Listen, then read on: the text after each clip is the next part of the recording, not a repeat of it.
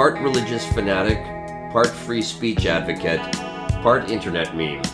If you remember the internet in the late 90s or early 2000s, you must remember Fred Phelps.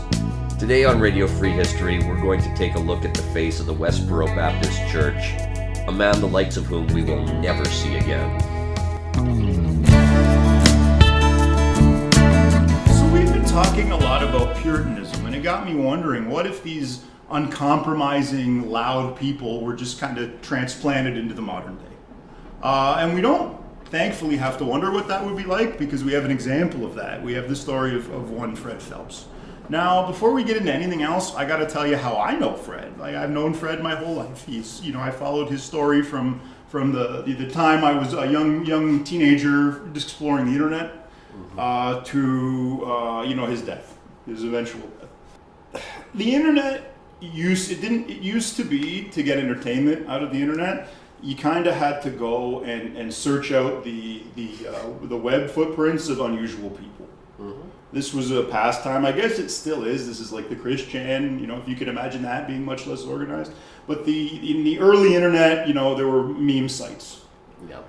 Your friends would send you this on an email, be like, "Oh, check this out," or there'd be some old media about it. Yeah. For those of you who are pushing 40 and above, you may remember Pac-Man Ate My Balls. Yep. Arguably the first internet meme of the Web 1 era. His Time Cube was a big one. That was kind of a more harmless nut who didn't argue before the Supreme Court, like Fred and his family.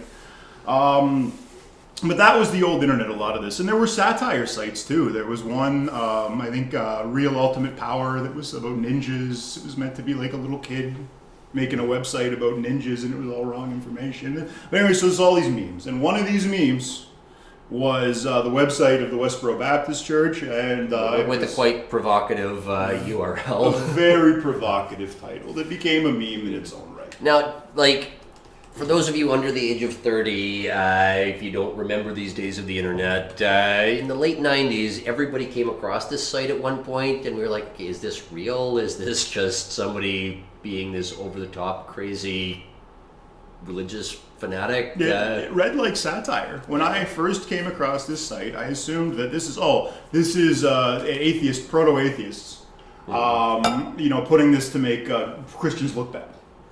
That's what I assumed. I sent them some emails, and no, they were legit. I probably wasn't Fred. It was probably one of the kids that figured out the internet, but one of the slave labor. Yeah, essentially. When they weren't selling candy or getting beat by a freaking Matlock handle. He eventually beats his wife and kids with a Matlock handle. For anybody who doesn't know, that's like when an axe won't do it, you pull out an even heavier axe called a Matlock. And when beating your family bloody with the freaking axe handle is in effect, you're going to make sure it's even thicker. Mm-hmm. It's the thickest, nastiest thing you can hit somebody with, basically. So this is how I knew him, and this is what got me interested in Fred's story. And it's a good thing that we got interested in Fred's story, because it's been largely kind of scrubbed from the internet. Like, I don't know if it's just because he's not algorithm friendly because of the language he uses. I don't know if it's some of the kind of embarrassing connections that he has, like powerful groups. But yeah, Fred is, he's not front and center in the internet now. I had a really hard time researching him because a lot of this stuff's been scrubbed, unfortunately. So congratulations if you found this. You found something the algorithm, doesn't want you to see necessarily, and congratulations for looking a little deeper and going to something the road less traveled. Now, before we talk about Fred's life, we got to talk a little bit about what Calvinism is. Calvinism's not, very few people will say, "Hey, I'm a Calvinist." Calvinist is kind of a label that's kind of people, and people that study this and religious groups kind of put on people who follow, the certain tenets of John Calvin.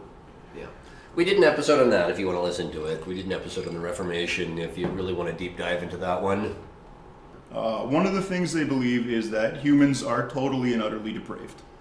Other traditions like the Methodists, they believe that you're in a state of grace until you sin. You can't help yourself from sinning, but you're not You're not horrible right from birth. These guys, no, right from the day you're born. And not only that, and there's nothing you can do about it. There's nothing you can do. You'd better hope that God gives you mercy when you die, because you don't deserve it. And they believe people are broken into two groups.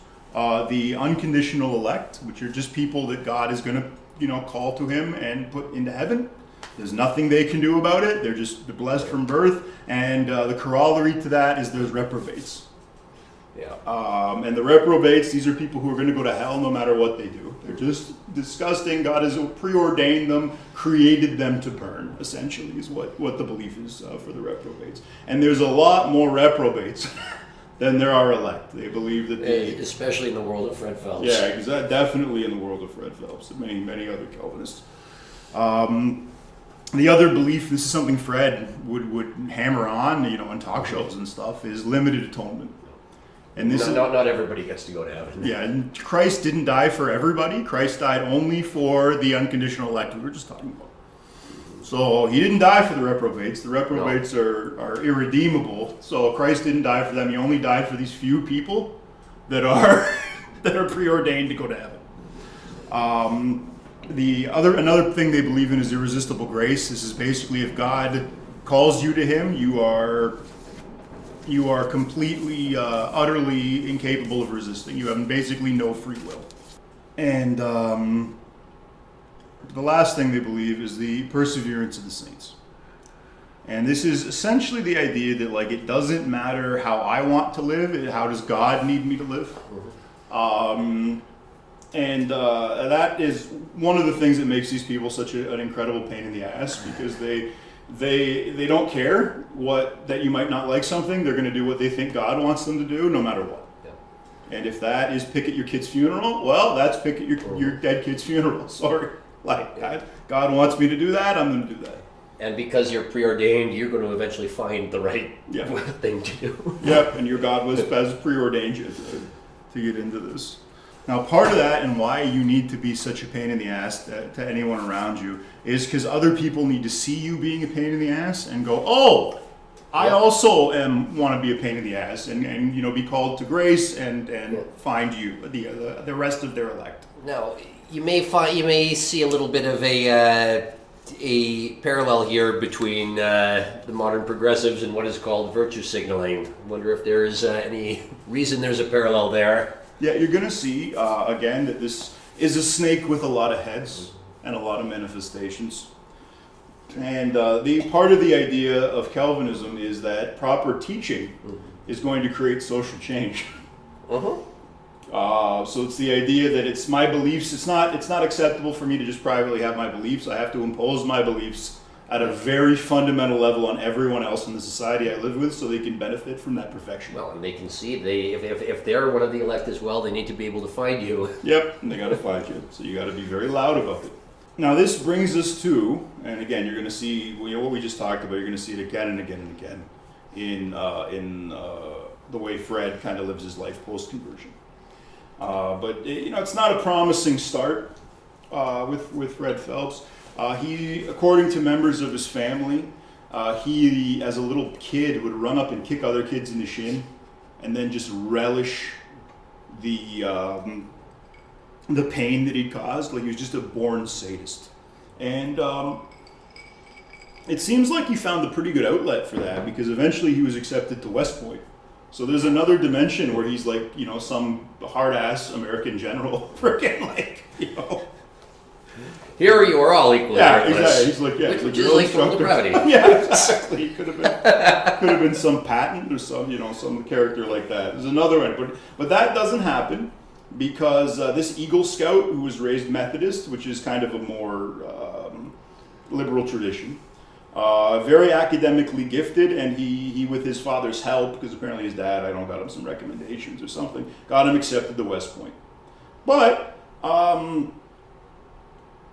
Fred goes to one of these revivals. Now, revivals are an old tradition. They go back a long, long way.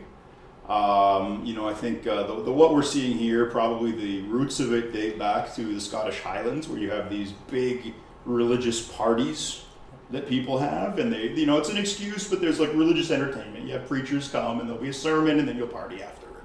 And these can last for days. And this is how, on another note, this is actually through these kind of events is how Calvinism spread through the Scottish Highlands. Oh yeah. One of these guys, one of these Calvinists, was willing to go to these crazy parties and be like, "Oi, you're all going to hell because you're all literate." So that's, again, it's just, you'll see that in Fred too, is the way he lived his life. So Fred goes, he has this conversion experience, and again, conversion experiences, you're going to see them again and again and again with Christianity, right back to Saul of Tarsus.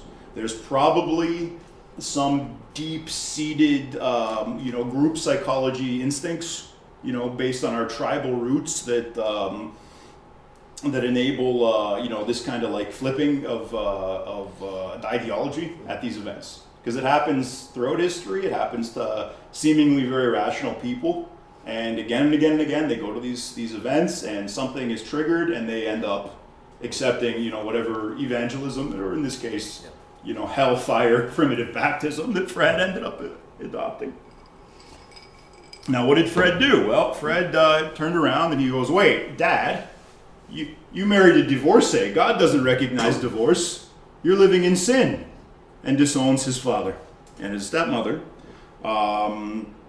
His mom died early of cancer. He was raised apparently by his aunt. So I don't know if there was already friction there. I don't know if Dad was maybe a distant character. It's not clear based on the evidence, but Fred ends up disowning his own father. Later in life, when he has his 13 kids, the dad would try and send presents, and Fred every time would send the presents back unopened to his father. So this was just, kind of uncompromising, But it's not enough that I have my belief. I've got to impose my belief on everyone around me as best I can. Yep. And Fred set about doing that, not just in his own life, but he decided, okay, I'm going to go to Bible college. He can't make Bible college work for whatever reason. He's, again, not really clear why he leaves it. And he ends up in a secular college out in California. Now, this is his first kind of run-in with the media. Time magazine covers his protests that he does on campus. He starts doing weekly pickets against dirty jokes, against the sinful things like heavy petting that might be going on campus, and general permissiveness of the professors. Again, what does this have to do with the modern progressives, huh? He immediately starts lobbying the administration through protest. Now, the administration was not down for Fred's, to take Fred's advice, and eventually they get a court order banning him from banning him from the premises. And Fred, being a future lawyer, moves off the property and just does his picket slightly off university property. So, yeah, that's another just tried and tested tradition of American Protestantism is find the loopholes. Yep, the loopholes. The reason these people are so obsessed with the Old Testament, they just love finding. And this goes back to, it's probably some weird kink in English law where everybody, there's some, these are long, these are probably, guys, instincts, they're in cultural kind of residues that exist that are just, forming, get into that later.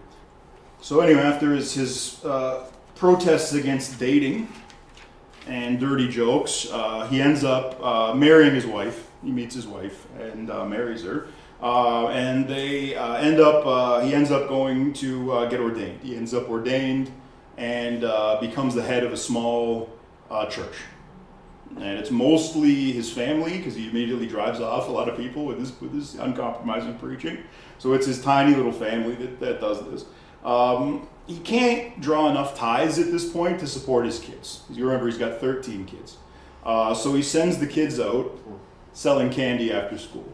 And apparently during this period in his life, when he can't make the church, pay for his way, he gets fat. He gets depressed and fat. And he eventually gets very upset about this and starts jogging fanatically. And he loses the weight, and then he starts saying, wait a minute, my kids, you guys all need to jog too. So the kids are going to school, public school. They are going out and selling candy for the church for a few hours after school, and then they're coming back and jogging several miles. So this is, the kind of cult, it's a kind of a start your own cult, starter set.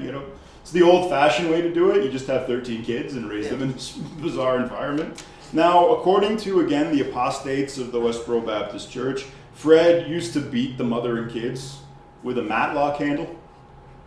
This is again, if you don't know what a matlock handle is, this is like if an axe won't do it, you get the bigger, heavier, more dense axe to get through it. And he was beating his wife and kids with this nasty freaking weapon. Beating the sin out of them? Or? Yeah, essentially. If you guys maybe, it's kind of shaped like a field hockey stick, I guess. Got that. Yeah. So it's heavy, but it moves. Like it's not anything you want to be hit with. This is something rednecks. A choice weapon for a redneck without a gun is an axe handle or a matlock handle. So, that's kind of fucked up. But and Fred goes out. He's doing door-to-door sales at this point. He's selling vacuum cleaners. He's selling whatever he can. That's how he can. And I guess this life doesn't sit well with him. I think he's got an ego. And being a door-to-door salesman whose kids sell candy after, it's probably something that stuck in his craw. So he ends up eventually earning a law degree. Now, this is something that seems to be entirely too easy to do in the United States. Just to get a law degree. They're very litigious people. Maybe they need a lot of lawyers, but it just seems like a lot of people who maybe wouldn't be lawyers and under the British system would end up getting through and becoming lawyers. And Fred, again, becomes a civil rights lawyer. Well, I mean, you want to talk about the inflation of the number of lawyers, the Civil Rights Act. It created a lot, because you had all these, basically at the federal level, the Supreme Court had ruled that you can't have Jim Crow, you can't have segregation. But the states didn't want to push that. And as long as nobody challenged these, local statutes that enforced segregation, they just stayed on the books. So Fred moved to Kansas, Topeka specifically, and started filing lawsuits on behalf of the local black population to get the schools desegregated, to get, more equal treatment for blacks. Now, you might not expect this from the God Hates Fags guy, but that you might actually expect this from the God Hates Fags guy if you actually know American black culture, and they're by and large religious conservatives. Mm-hmm. So a strong fundamental biblical stance probably is not gonna offend a southern black community. Well, so I mean, homosexuality was not couched in the language of civil rights until the 90s. It's still not in the black community. I used to work. There's a big Caribbean party in Toronto. It's once a year. It used to be called Caravana, but they didn't want people Googling all the shootings that happened, so they changed it to the Scotiabank Caribbean Festival. And it's not my favorite weekend to work. It's a pretty challenging crowd. But later in my career, I ended up working the parallel gay caravana that they have to have for the gay black people, because if they go to the regular caravana events, they get killed. So, it's kind of sad. So that's, again, it's something that's not often talked about, but that's, it's like when Obama got elected and gay marriage didn't go through in California. I remember you saying, hey, the blacks showed up at the polls. Yep. They got busloads of, I'm usually probably through churches of these. So again, it's just something. It's something that's not talked about that is, again, doesn't shock me, having some understanding of the culture. But he goes around, again, Fred is not doing this out of the goodness of his heart. Fred is doing this to make money. Apparently, Fred is an unrepentant racist. He believes that blacks have the mark of Ham. Now, for anybody who doesn't know, I'm sure you guys all know the story of Noah. Less talked about is after he gets off the ark, he invents wine. And he gets drunk and he falls over. One of his kids is some kind of sin committed. It's that he's gazing at his naked father. Mm-hmm. I hope that's it. There are less generous interpretations based on what you can read out of it. But that kid and one of his three sons is cursed to be a servant of servants, and that's what he thought black people were. So apparently they'd leave and he'd be like, "Oh, these dumb N-words," and he'd set up the contract such that he would get most of the settlement if they won.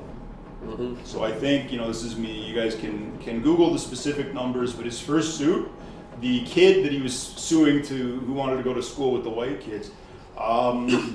The guy who was suing, I think the judgment was for $15,000, and Fred got like $12,000. He just slaughtered. But he's pretty good at this. He gets a lot of these laws shot down, And he ends up getting an award from the NAACP.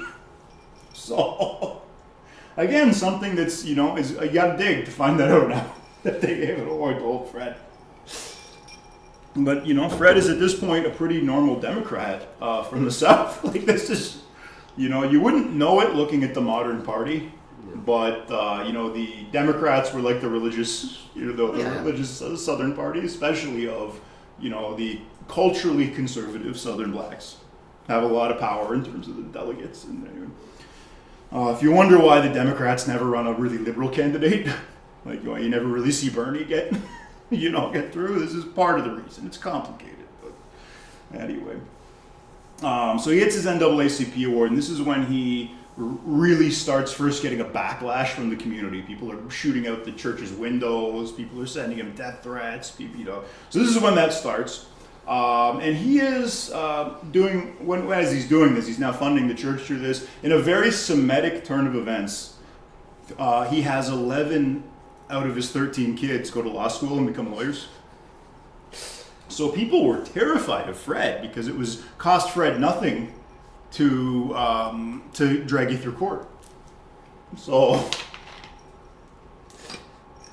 because he has 11 legal assassins that he can sick on you, and if your pockets are not deep enough, he's going to win just by wearing you out economically. It's a very old grift, but it's what you do. Fred started filing a lot of nuisance lawsuits at this point. He, at one point, a clerk is late getting his legal paper ready, and he sues the clerk. And he then proceeds to cross-examine the clerk for a week, calling her a slut to the point where she breaks down. She files a complaint saying, "Hey, you can't just call me a slut in court. Like, what does this have to do with me not getting you the paper fast enough?" And Fred brings he claims he has 9 signed affidavits. Saying, no, this woman is of low character morally. I got 9 affidavits. They checked the affidavits, the people did not sign them. He just pulled. Now, for a guy who believes that every word in the Bible is the inerrant truth, one of the 10 Commandments is about not bearing false witness in court. I just want to say that. Yeah, but if he'd actually gone out and gotten the testimonies, that would have been a pain in the ass. Okay. That's less time that he can protest and be. Because he didn't bear false witness. The people who wrote the affidavit bore the false witness, I guess. I am legally covered. But it's, but yeah, Fred's just... Besides, I'm totally depraved anyway. Yeah, and it's just... though I am the elect. So he ends up getting charged with perjury, and he is disbarred.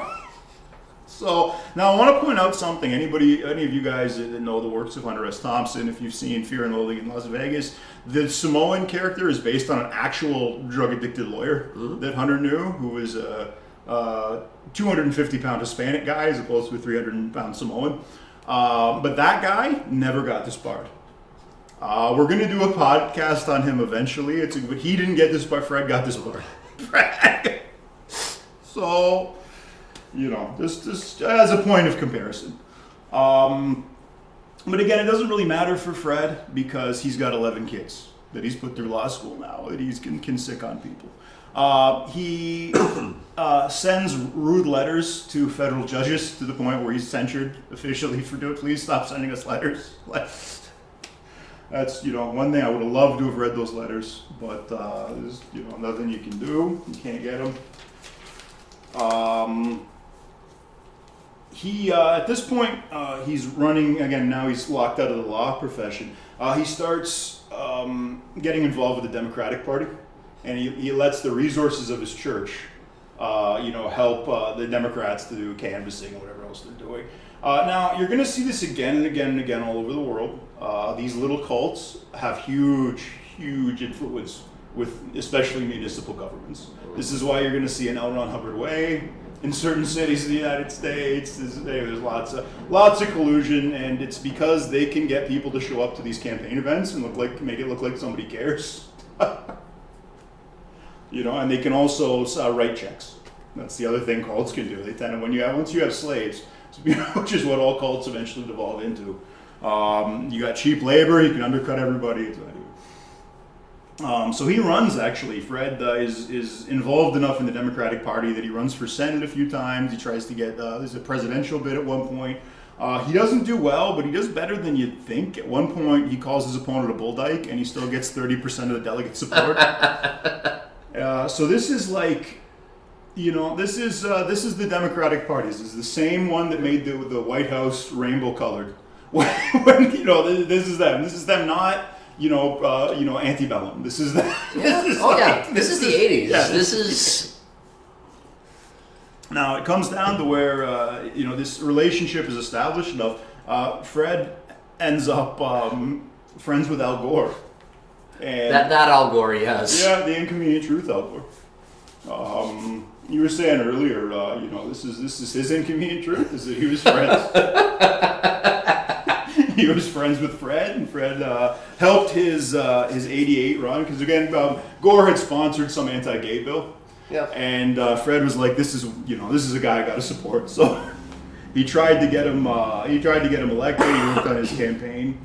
They did like a fundraiser or something. Did a fundraiser, let him use the resources of his church, and eventually, this relationship was close enough that he was invited to Clinton's first inauguration. Now, Fred didn't attend. He sent Fred Phelps Jr. But still, you got the God Hates Fags guy was at the first Clinton inauguration. So that's, again, same Democratic Party that we have today.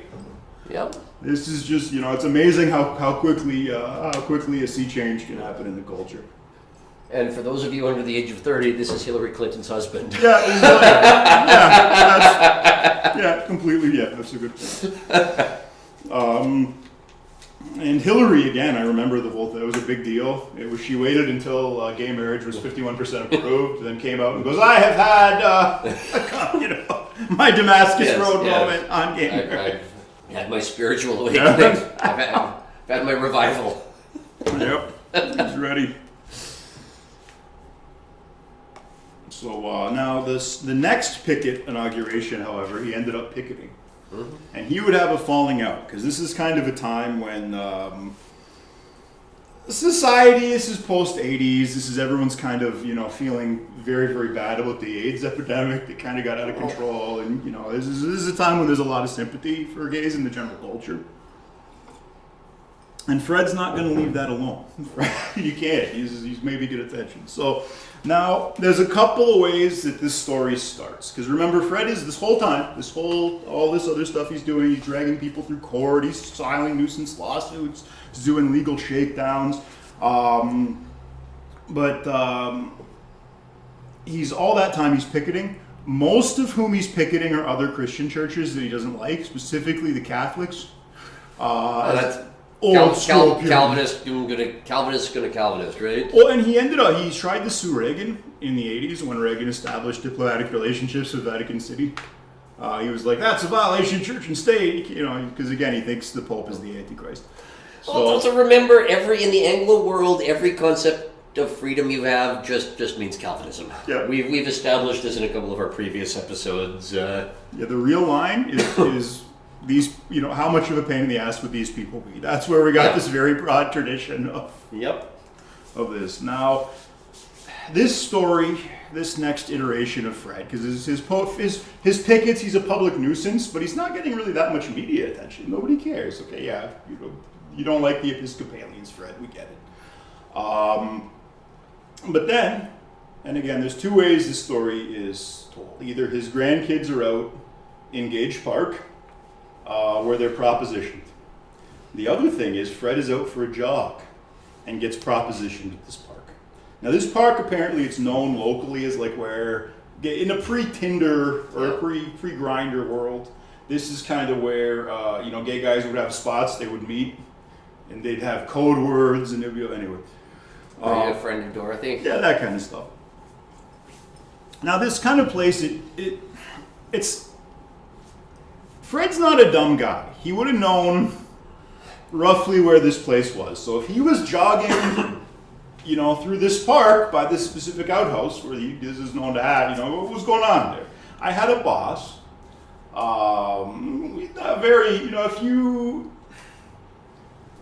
If you ever had to go to court and argue there wasn't a God, you bring this guy. This is my exhibit A of There's Probably No God, is that this exists. He was telling a story. Yeah. So, I was talking to this tranny hooker, and she pulls a fucking knife on me. So I say, I'm scared. But then I look down, and I see she's got freaking 4-inch heels on. So I say, haha, fuck you, bitch. How fast can you run in that? And I fucking book it. But this is not a man who had great cardio, for No. the record.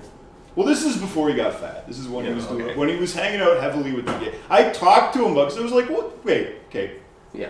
buddy, call him Saul. Why were you talking to the tranny hooker? What were you doing? Like the tranny hooker district is not somewhere you just walk through in Toronto. It's a very specific street, and if you're down there at certain times, you're gonna know that what's up. So it's weird that he would, with his beliefs, choose to jog through this area. But this sets off a picket. He starts picketing this park, and he goes to the local city council and demands they do something about these gays in Gage Park. And the city council says, look, it's already illegal. What are we supposed to do? Well, what can we do? We can't make it any more illegal than we've made it. And this is proof to Fred that the whole system is just sodomist to the core. The whole thing is run by. And he starts focusing his picketing on the nascent AIDS epidemic at this point. And if anyone dies of AIDS, including like people who got it through blood transfusions and like kids who are hemophiliacs, he would picket the funeral and be like, "This is God's judgment, righteous judgment." So he gets to be a real pain in the ass. He sent like faxes all over the place or something. Yeah, they called them Fred faxes. He would literally send faxes out to every fax number in Topeka.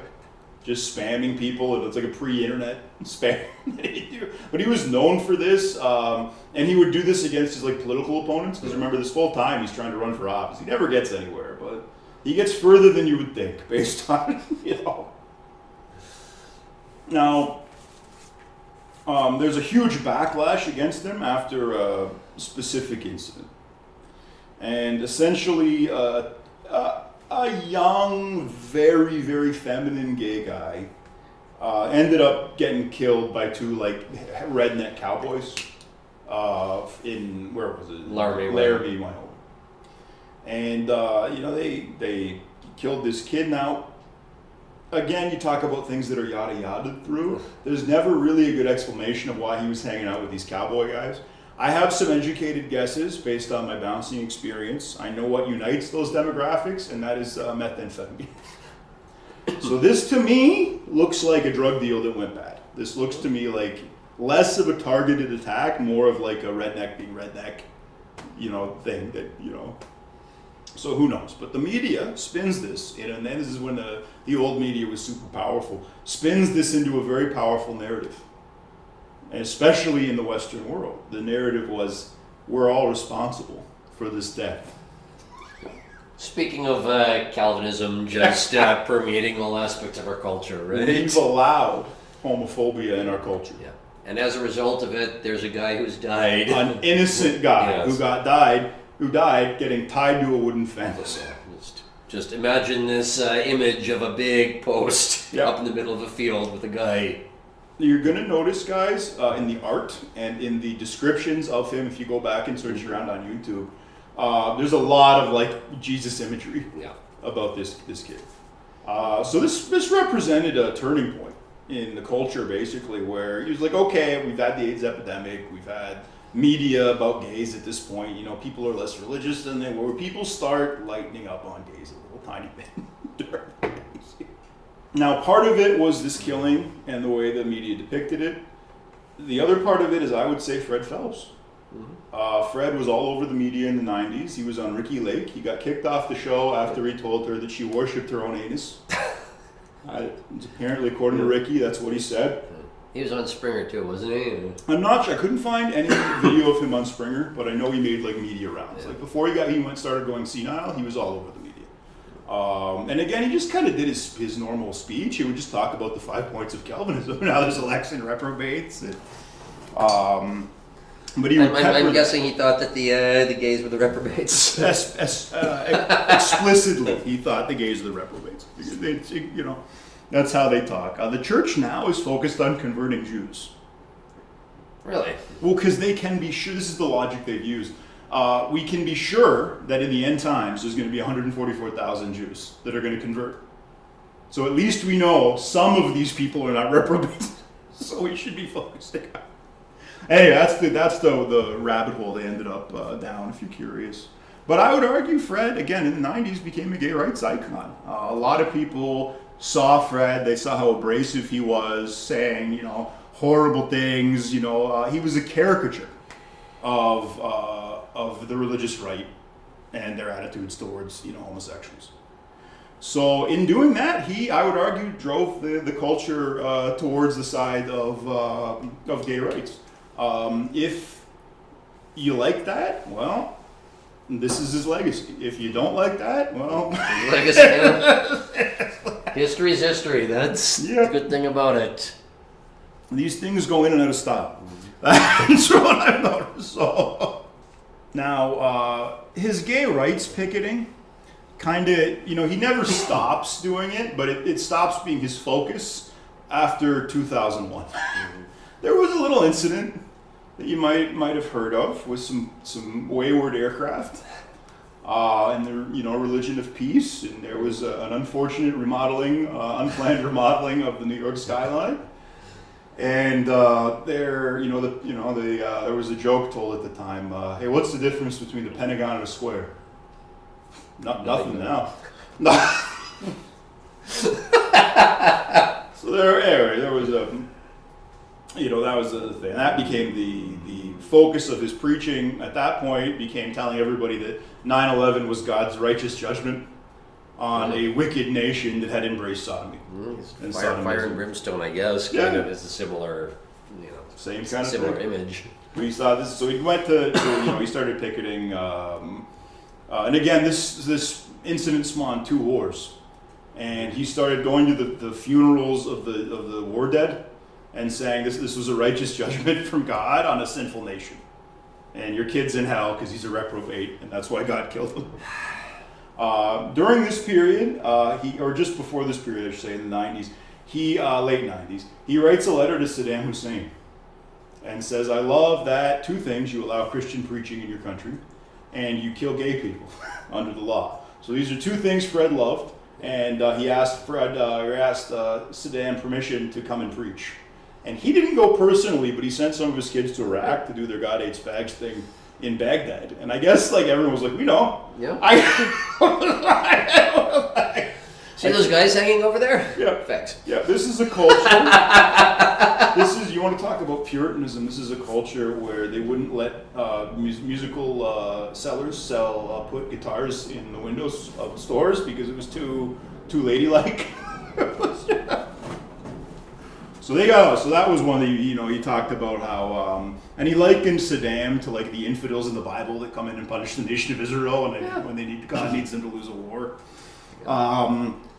So that becomes his picketing. Now this causes a lot of backlash. If you were to design the perfect thing that even Americans are going to say, okay, that's over the line in terms of free speech, it would be going to the funerals of dead soldiers and being like, your kid is in hell, God hates your kid.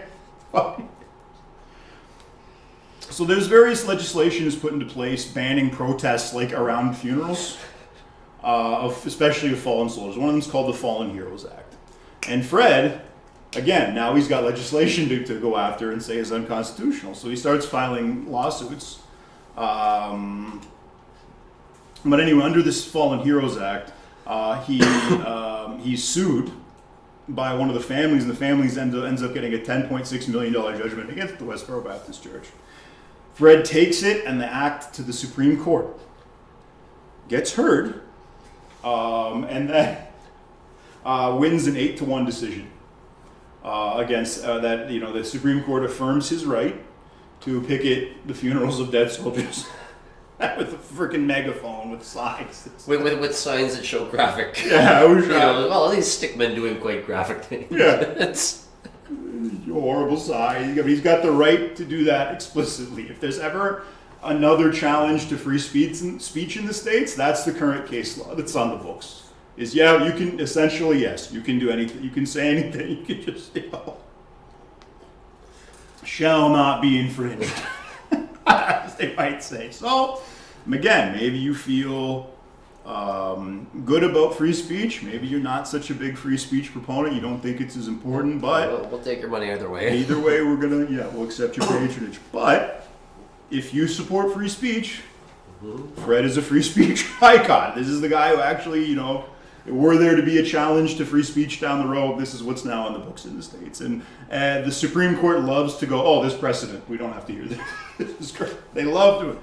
One of their favorite things to do. Now, during this period where he's picketing soldiers' funerals, one last thing. He then sues the family for his legal costs. Which, remember, is his own, it's his church, it's his kids doing it. And he wins almost $50,000. He gets, and Bill O'Reilly pays it. He doesn't want. Bill O'Reilly didn't want the families of dead soldiers paying Fred $50,000 almost, so Bill O'Reilly got up and paid the bill. So. All right, this shows there's a little so good in everybody. Yeah, cometh the man, cometh the hour, cometh the man. And nobody under the age of 30 knows who Bill O'Reilly is, but that's probably a good thing. So imagine like Glenn Beck's dad. He's like, imagine like your angry uncle got a major show. It's like your angry uncle at Thanksgiving. Imagine if he was like a pundit. That's what happened. That was Fox News. A very strange time. Now during this time, there's a documentary filmmaker that comes to stay with Phelps, and he is a Christian, and he's filming a documentary, What Do You Believe?, where he's going around to various people and asking them, what do you believe and why do you believe it? He did this to Fred. He moved in and he tried to film a documentary about the family, and they ended up brainwashing him, and he moved his family to Topeka and joined Fred's church. And he's still a member, but he had all this new media training as a documentarian. So he really got the church's website kind of up to where they were doing song parodies, and there's like more video content. So arguably again, he's like he's a Calvinist Weird Al. Yeah. He's like there's a lot of song parodies. It's like they do a lot of modern music. Not that the production values were great, but they were just better than they should be. Yeah, it's just a little too nice for this sort of thing. There was a lot of cringe media that came out of the evangelical right in the 2000s and early 2010s. I'm not saying it wasn't cringe, it was just a little better than it. It was best in class. Fred was a showman. Yeah, Fred was a showman. And with this guy's help that he brainwashed, he got all these song parodies with dance numbers up to do that. Now, what happened to Fred? Well, what happened to King Lear? Eventually, every patriarch, sooner or later, is diminished, and it's unfortunate when a patriarch has been oppressive. Sooner or later, he's infirm enough that he falls into the hands of the people he was oppressing, and it's generally, in my experience, not pretty. I grew up next to a Mormon survivalist. Now, again, you might be surprised, nicest guy you'd ever meet in your life. If something went wrong in your house, he had every tool in the world to fix it. Like he could do almost all of his own repairs. Again, very good guy, great neighbor growing up with. But he was very patriarchal. Now, he wasn't he was like a reform LDS, but he wasn't like multiple wives LDS. But he believed that basically his daughters kind of belonged to him until he married them off. And this didn't sit well with his kind of modern educated kids. So it was a really messed up situation. And he was kind of, very like, do what I say to his wife too. And eventually what happened is he got dementia, and he got, sick and feeble, and ended up, totally dependent on these three people that he'd been abusive to. Just keep in mind, this is in Guelph, Ontario. The University of Guelph is known for its Department of Women's and Gender Studies. So just keep this in mind. If I could do a podcast on that, it's interesting. They keep trying to cancel it because nobody takes courses, and they keep protesting, and then the administration lets it go. Mm-hmm. Okay, fine, but it's very strange. That's warrants some more investigation. But he ends up, and again, but Fred, he doesn't end up completely feeble for a while. And there's a transition where he's clearly lost his mind, but they're still putting his sermons every week on the internet. There's some great quotes. He's screaming about George W. Bush, doing things with horses. He's screaming. There's lots of, in that angry kind of Baptist tone. He's lots of really weird stuff is on the internet of his sermons during this period. And eventually the sermons stop, and he ends up in hospice care, and he ends up getting excommunicated from his own cult by his daughter. So again, a very kingly end. Yeah, according to some of his neighbors in the care home that he was in, he had repented and became a really nice guy when his brain rotted away. To the point, if you are to believe a deathbed confession or a deathbed conversion, apparently Fred was saw the error of his ways. Well, but this is the thing, though. One of the reasons they believed in predestination in the first place is shit like what happens if you go senile, or what happens if you repent under torture. So a Calvinist to the end. Yeah. A Calvinist. That's why they believe in predestination. They want you to be covered in those cases. Yep. But he's and his wife, one of his daughters, Shirley Phelps Roper, ends up taking over the cult. And to this day, they're active. They preach, but like I said, most of their focus is on Jews, because they are sure that there's 144,000 Jews that are not reprobates, because the Bible says that there'll be 12,000 from each tribe. 12 tribes. Right. Do the math. 144,000. That's what they're up about now. That's what they're on about. They're still pretty nasty, but they seem to have lightened up on the gays and the Jews a little bit. Really? So a lot of people left the cult, especially he had a lot of pretty daughters. Remember, he was making them jog and eat crash diets and shit. So they're very skinny, fit people. So it wasn't really hard for them to find a guy to leave to kind of get married and leave the cult to. So a lot of them left that way. One of the kids is one of Fred's kids. Ended up in Calgary, and he runs the Center for Inquiry, which is a skeptical atheist organization. So speaking of Canada, Fred was never allowed into Canada because there was suspicion that he might commit hate speech. Which he would have. Yeah, but for any Americans listening that are very, very free speech minded, just remember, in Canada we have a queen or a king. Now, freaking Charles, ash in my mouth saying that. God. Anyway, so speaking of queens, I'm going to tell you guys a little bit about what it's like bouncing in a gay bar. First, though, you gotta, if you enjoyed this content, guys, like and subscribe on YouTube or wherever you happen to get your podcasts. Donate at kofi.com/radio free history or at subscribestar.com/radio free history. If you donate to the higher tiers, guys, we're going to have some really beautiful merch for you. Yeah, we just rebranded the YouTube page. If you want to see if you want to see the new logo. Yeah, it's really nice. We're trying to go for a punk rock vibe, so let us know. Not just because of the quality of our recording. Yeah, exactly. Not just because of our audio. Very lo-fi. I will do at some point. I'll tell stories about being a punk rock bouncer, coming up through that scene and doing punk rock venues in Toronto, back before it was a weird Renaissance fair where people are just it's punk when I was a kid was very different. Punk now is kind of it's kind of like a reenactment society. Yeah. It's very strange. It's and don't get me wrong, we're almost we're in our early 40s/late 30s, and it was already kind of a LARP when we saw the asset of it. Yeah, I used to call myself a rude boy. You talk about LARPing, Jesus! I got a glass house on this one, ladies and gentlemen. Anyway, put it this way: getting tattoos would have never seriously hurt our job prospects. We were worried it would have, but it never would have. The real punks were the ones who did it, who got their tattoos because they didn't want a real job at all. The real punks are the ones that got hepatitis when they got their tattoos. That too. Because they had their friend do it because they were practicing in their punk house. Oh God, I gotta talk about some punk houses I've seen. We used to call it Stab House. It's like, if you're gonna get hepatitis, that's where you're gonna get it. You're gonna get a punk house. But it was basically these 5 punk rockers got a really cheap place, and then every weekend they had a kegger. It was like the never-ending kegger. And things happened. It happens at punk rock. Almost somebody got stabbed at one of these, had stab plays.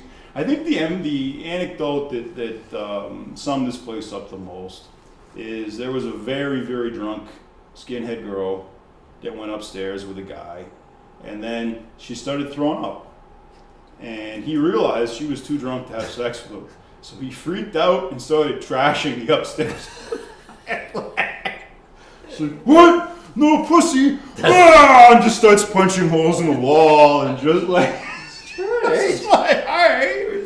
He respected her consent. No, he was that. He was very, that's not the worst thing he could have done, but it was a very stab house fucking thing he did.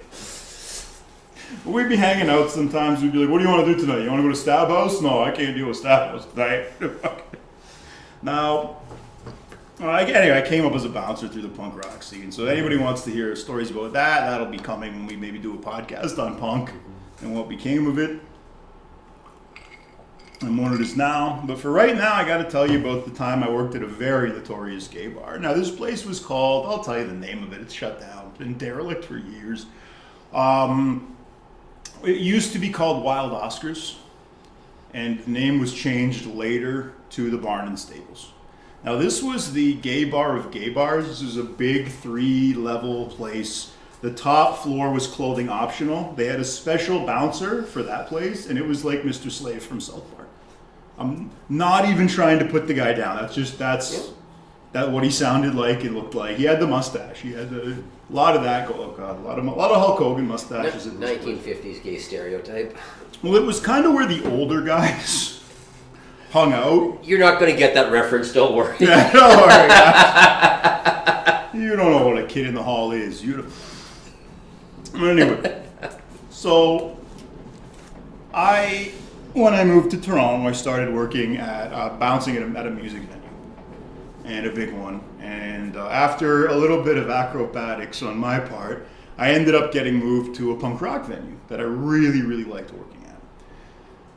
And then I get called into the office. Now, my bosses are a big black biker who is known for getting drunk and going into blind rages on site.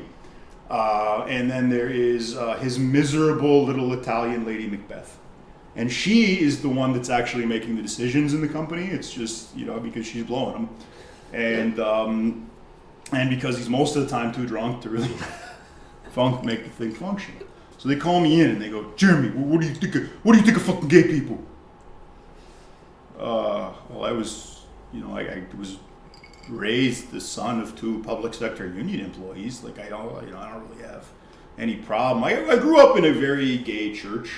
The church I grew up with, it was Canada's church, and we had one very liberal church called the United Church of Canada, and they made gay marriage okay in the 80s. So a lot of gay people went to my church, and it was just like I figured, I knew gays. And this was kind of like when I thought I knew wetlands, and I went down to Florida, and I almost got eaten by an alligator. This is the same kind of thing. Turns out the choir masters and the various gay characters in my church were very different than these hardcore hedonist dudes that populated this bar. Anyway, so I stupidly say to them, like, I got no problem with gay people, because I think, and they were giving me the impression that I was in trouble. Somebody complained. And they end up saying, okay, good. You have no problem with gays? We're sending you to another bar. And they send me to this place. And now, again, based on my experience with gays, I'm not such a gorgeous man that I can't work, a position in a bar normally. And there's not so many women throwing themselves at me that it's hard for me to do my job. So I figured, why would I assume that I would be so irresistible to gay guys that would be a problem? That would be just an ignorant thing to think. That's not gonna. That's not gonna happen. Don't be silly. Now, it turns out I was getting hit on a lot, and it was to the point where it was like slowing down me trying to get like people out of the I'm running the door. I'm trying to get people in out of the cold, and I got to stop like every 4th guy is propositioning. And these are older gay guys. There is a damn near 100% chance that the serial killer who was on Prowl was in that line. There's a 100% chance I interacted with him during my run at this bar. He hung out there. I found out later, and again, there's not that many older gay dudes. So, and this would have been at the height of his prowling. Especially not when they'd survived the 80s. Yeah, you get through the 80s, this guy's still freaking strangling you, putting you in freaking landscaping freaking pots. Like, Jesus. So I had this stupid freaking idea. I say, okay, this is what I'm going to do. I'm going to tell these guys hitting on me that I'm straight. And word will get out that I'm straight, and it will be cool, and everyone will leave me alone in terms of the sex stuff. The next night, even more of these guys were hitting on me. It was an even bigger issue. And I went in and I'm talking to the gay bar staff. I go, guys, I told them I'm straight. Why are they still hitting on me? And one of the busboys looks at me and he goes, sweetie, now they know you're a virgin. So that was strategically, again, the wrong thing to do. It was, a learning experience working at this bar. I got a stalker when I was working here. There was this little Bengali guy that, kept waiting out in front of the bar, for me. Eventually he figured out where I lived. He would wait outside my apartment. He'd be in his car, waiting outside my apartment, waving to me as I came in. This guy was no physical threat to me. This guy was maybe like 120 pounds. So what do? It's just kind of mildly annoying. Like, it's creepy, but I wasn't at all scared of this dude. And then he would start, because again, I worked door. I guess he was driving around looking for me. He would follow me to other venues. This guy became my shadow for some of these, until I moved, basically. But I worked with a guy who was maybe not blessed intellectually. The guy had many gifts. One of his chief gifts is that his mother had married a very rich person after divorcing his dad. So he had a lot of support. His parents just bought him a condo. Oh, you're going to school in Toronto? I'll just buy you a condo. And you can rent it out, one room in the condo and support yourself that way. And again, like Gilded Lily, which is the guy with the kid was, he had a very, the pathway had been smooth for him, but he still managed to really fuck shit up. And when I tell you a little bit about this guy, you're going to understand why he continued to have challenges despite his advantages. There was one of my jobs was to try to keep the male hookers out, or at least the underage male hookers. I did the best I could. I was one of them ended up trying to strangle me at one point, and then the male hooker called the cops, saying it assaulted him. And the cops show up and they're like, why wouldn't you let him in? And I was like, because he's an underage hooker. And they were like, yep. Checks out. But yeah, even the gay hookers are going to call they tried to force their way in. They're still going to call the cops on you. That's usually where it goes with that crowd. It's not usually dangerous. Yeah. Unless you're the owner of this bar who got hacked up with machetes on the frickin' premises. Now, I came in the wake of that. You can Google it. It was a big deal in the community. But yeah, somebody who had the codes to get into the security codes to get into that place went in and hacked the owner up with machetes. So the place had closed for a couple of years, the grand reopening. And I got brought in to do the door because they wanted a straight guy on the door. I found out later because it was a big attraction for the place to have a vestal virgin, at the frickin' gate of this place. The head of security for this place, their inside head, was a bodybuilding male that used female pronouns. Mm-hmm. So this was clearly somebody that maybe saw things a little differently, and steroids were involved. Yep. So this person is messing around with their hormones and clearly is very, very freaking supplemented, shall we say. So, the bouncer's name was Lady Hulk. That was just her call sign, basically. Mm. And it was okay. This is somebody I treated very, very gently.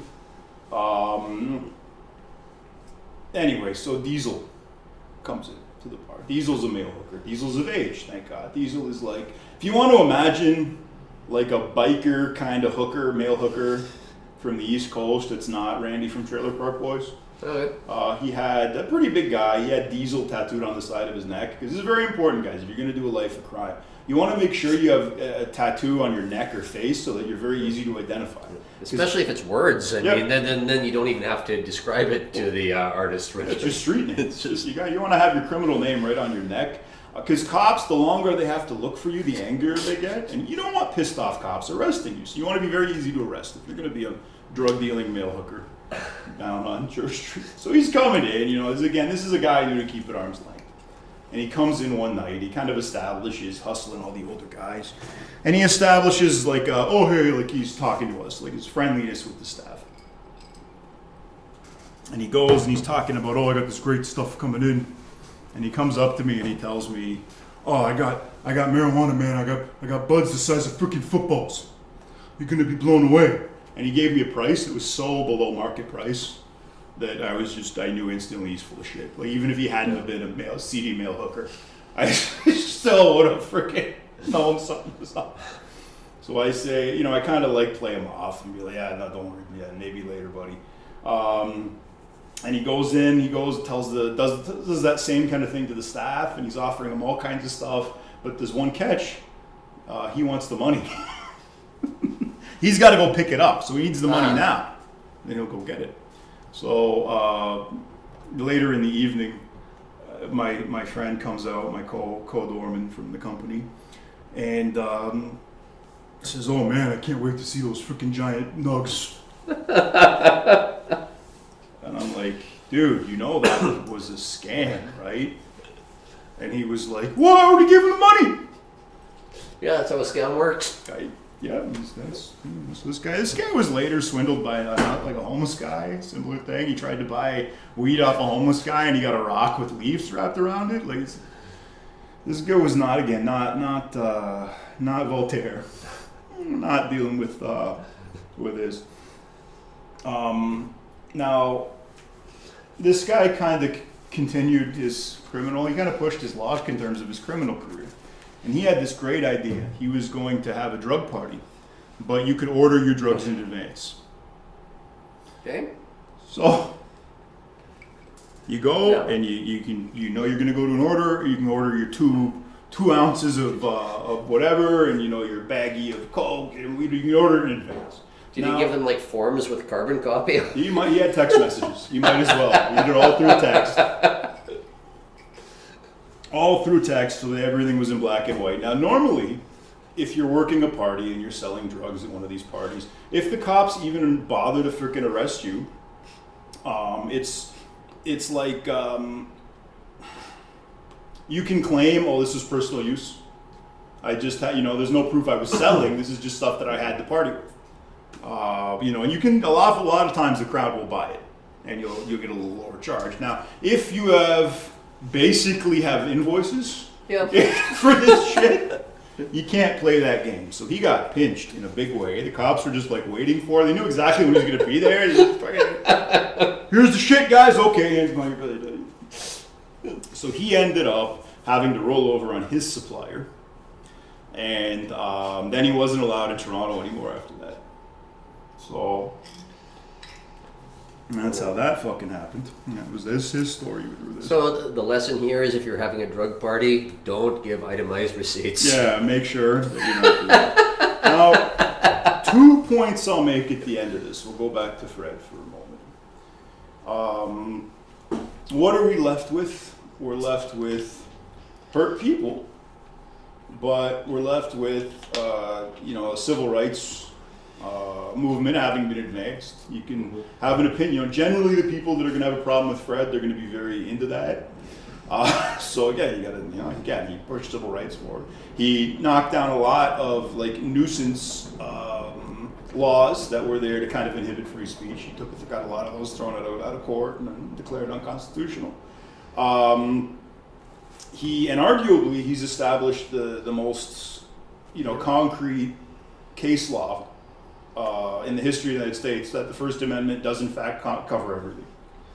So I'm going to liken him to like a Gollum. He, from Lord of the Rings, he lived his life in a very horrible way. He was a nasty creature. He was allowed to do his dark business because that was just the way hobbits worked, the way little Earth worked. And he ended up maybe having a positive effect. And if you were a nerdy millennial in the late 90s, the internet just wouldn't have been the same without him. Yeah. Now and the last thing I'll say, like punk rock, like Christianity, like a lot of philosophy. Some things only make sense as a subculture. They don't make sense as a dominant culture. I would argue gays are part of that group. I asked a lot of these guys, because again, they were getting hit on a lot at this bar. And I try and divert these older guys. I'd be like, what was it like being gay before it was cool? And every one of them told me, oh, it was so much better. Mm-hmm. Everything was just, way more fun. The bars were packed on a Tuesday the way they'd be packed on a Saturday now. Everything was great. And again, I think, like certain cultures, I would argue, before anybody gets upset, I'd argue Christianity is the same. If you guys have ever met minority Christians, these are like the Iraqi Christians are one example, Chinese pastors, have you ever met some of those guys? The Coptics. Yeah, Coptics. They're very sincere. They're very if you look at how Jesus is depicted acting for the most part in the New Testament, they kind of seem to do that the best. They kind of seem to have them all, and they always have an attitude towards persecution that's very accepting. It's, of course, I'm one of Jesus' people. Of course they hate me. They hated you. When Christianity is the dominant culture, those instincts, they got to go somewhere.